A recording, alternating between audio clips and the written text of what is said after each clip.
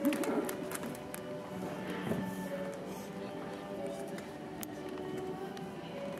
浜俊彦。はい、小学校ではたくさんの先生たちに優しく教えてもらいました。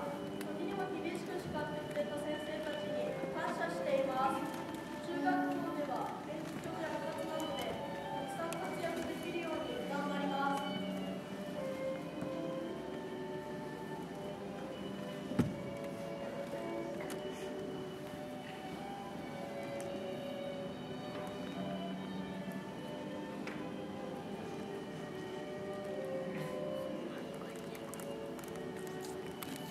佐藤幸太郎。はい、中学校では楽しく勉強に取り組み、しっかり努力もし、充実した3年間にしたいです。